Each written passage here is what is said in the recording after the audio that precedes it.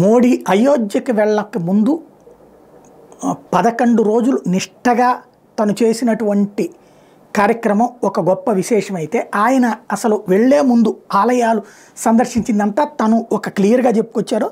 దక్షిణ భారతదేశానికి ముఖ్యంగా తమిళనాడుకి రాముడికి చాలా అవినాభావ సంబంధం ఉంది.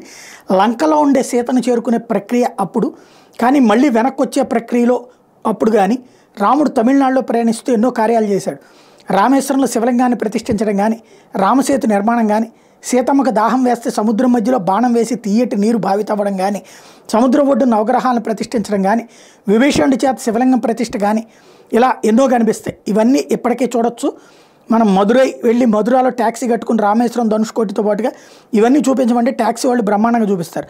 అదే తమిళనాడు తర్వాత ద్రవిడియన్ నేల అయ్యి రాజకీయంగా రాముడి ఉనికినే ప్రశ్నించే స్థాయికి చేరినటువంటి సందర్భంలో నరేంద్ర మోడీ అక్కడికి తిరిగాక ఇదంతా ఒక చర్చకు వస్తుంది. అది ఒక ఎత్తు అయితే, ఇప్పుడు నరేంద్ర మోడీ తాజాగా తిరిగినటువంటిది ఏది, తను అక్కడ ప్రధాన అర్చకుడు, గీతా పరివార వ్యవస్థాపకుడు, రామ జన్మభూమి క్షేత్ర ట్రస్ట్ స్వామి గోవింద్ దేవ్గిరి మహారాజ్ చెప్పుకొచ్చిన లెక్క ఏంటంటే, మోడీని అసలు 3 రోజులు మాత్రం పూజలు చేయమని కోరారట. ఆయన 11 రోజులు చేశారు.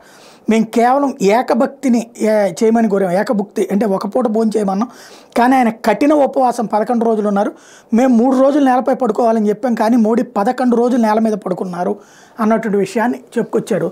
అది మోడీ తను ఆచరించి చూపెడతారు, ప్లస్ ప్రజలకి పనికొచ్చేలా చేసుకొస్తారనడానికి సాక్ష్యమైంది అది.